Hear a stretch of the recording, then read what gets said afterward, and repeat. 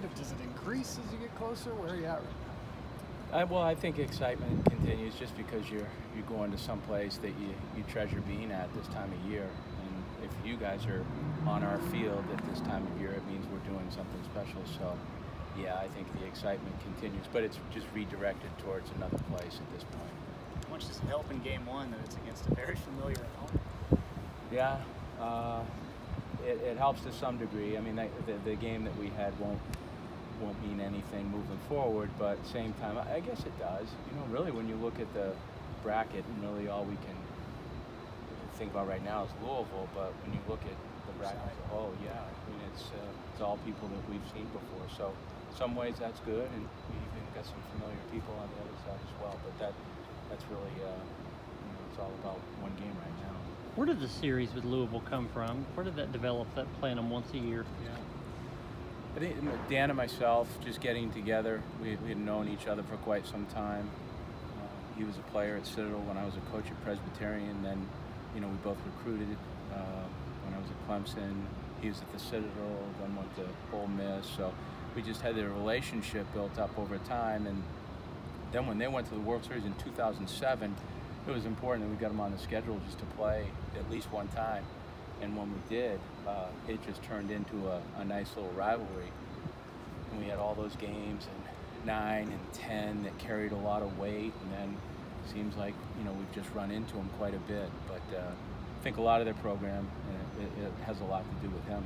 You've had a lot of great games with them. Is there one that stands out in your mind that you really think jump-started the rivalry to where it is today? Probably just the continuation of playing one another in 2009. I think that they had a very good team, and I can't speak for Dan, but I thought his best team may have been 10, and I think in a lot of ways we upset them. We went in there with a team that probably wasn't Louisville, but we were able to manage that particular series and beat them. But at the same time, I think we're very respectful of one another, understanding the pain that's associated, at least from a sports standpoint, when one knocks out the other in a certain situation and ends their season. And 2009, 2010, that was kind of the case. We played them in the College World Series again in 14, but they continued to play past us.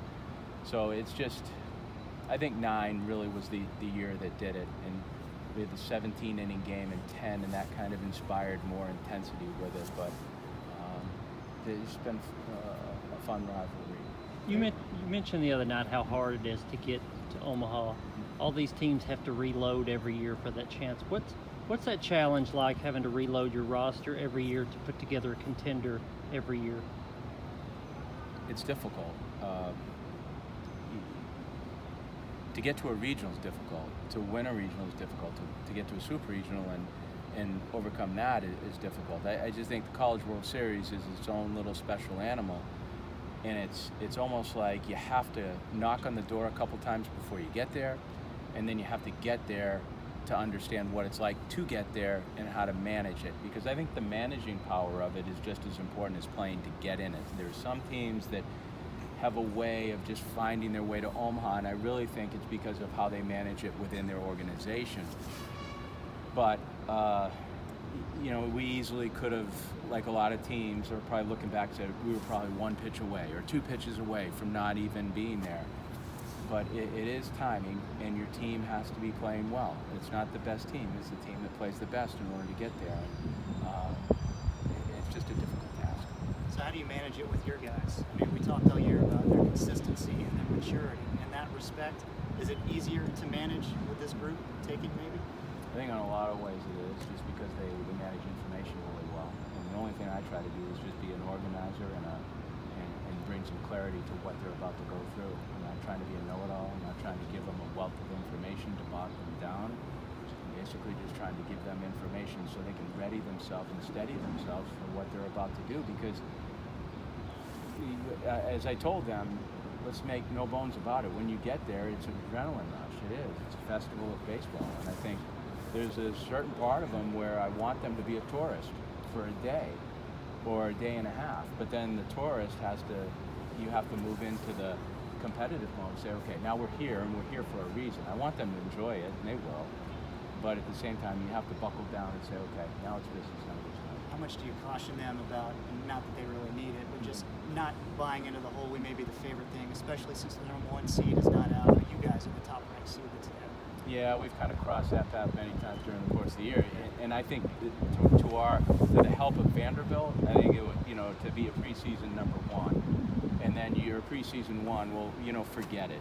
You might as well be Bin Laden. You got a target on your back the entire year, and you're having to be the target on Tuesday, Wednesday night, Friday night, Saturday, and Sunday. So it just doesn't matter. I think at this point right now, they are who they are. They don't buy into anything outside of their own confidence, and really that, I think they're just old enough and mature enough to understand that. I think all 4 of your starters started on the weekend as a freshman. I don't remember you doing that maybe as much early in your tenure. Did you? And is that a philosophy change of trusting freshmen to start early? In terms of a pitcher? Yes. Not so much of a philosophy change. I just think I think you start to understand that only a few guys are equipped to do that.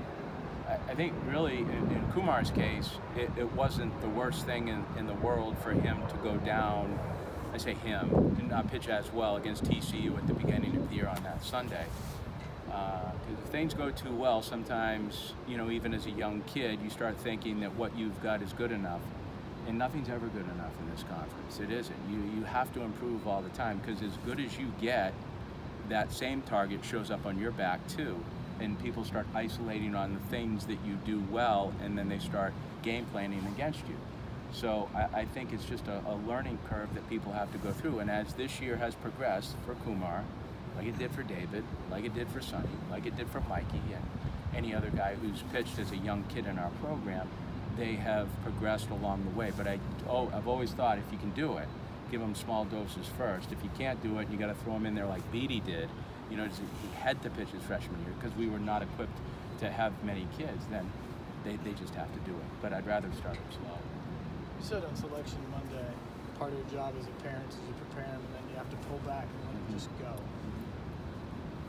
You can say that, but they've been to regions. They've been to super regions before. Is any part of you curious at how just letting them go will happen in Omaha where they've never been before, this group? I think that's the magic of any parent, is just getting to that step where you can say, okay, I trust them. I want my children to now make decisions on their own. And rather than say, but I want to be there with a safety net. I don't think you can't have both. You gotta either let it go or you're in the mix with them. And I think you empower them by letting them do the things that they need to do within reason. And that's taken time for me personally, to get to that point. And maybe that's just age more than anything else. But yeah, I think it's fun when you give them the keys and they can start moving this thing. JJ and Austin both first-team All-Americans yesterday. Obviously well-deserved. You know what? I didn't even know that. Yeah, it is. Yeah, I'll have to congratulate them. I see you. I already saw them and I missed that day, so that's great. They're both very deserving. You talk about consistency. Both of them had it. Both of them are super kids and super players. Tim, now that it's buried in for a few days, have you been able to think at all, reflect at all on the context of Rocco's performance? I know you said immediately it was one of the best things you've seen, but you thought any more about that, about how it should be regarded? Not really how it should be regarded, because I think that's left up to anyone's perspective. It's going to be regarded as one of the better outings that I don't care what level. If you really, whether it's Don Larson's perfect game or whether it's Jack Morris's 10-inning shutout in the 7th game of the World Series, I think it's all up to the beholder, really. That was such a special performance in terms of what it did for Vanderbilt. And at the end, all we care about is that Vanderbilt won that game. But he had such great, that you don't have to do with it. When I look back at it, he had to sit in that dugout and watch 18 runners cross that base on Friday night. You can wonder what that's ever going to do to anyone, let alone a freshman. And then he hits a second batter in the game in the head, and you wonder what what that's going to do to a freshman. But he just continued to pitch so well. It's one of the first times I've seen a 1, 2, 3, 4 inning. He struck everyone out. He struck out 12 out of the last 15 outs. He struck out the last 3 hitters of the game. 19 no-hitter. I mean, it's just a special performance. What I think the thing, I was just talking to Bax about this, the thing you want to see out of your kids the most is when someone's done with competing, how everything out of their body has just left them.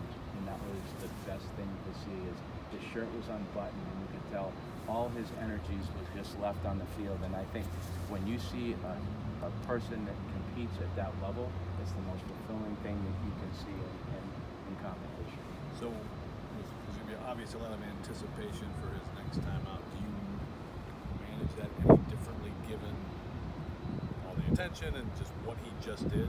Yeah, better be 20 strikeouts and another no-hitter, you know?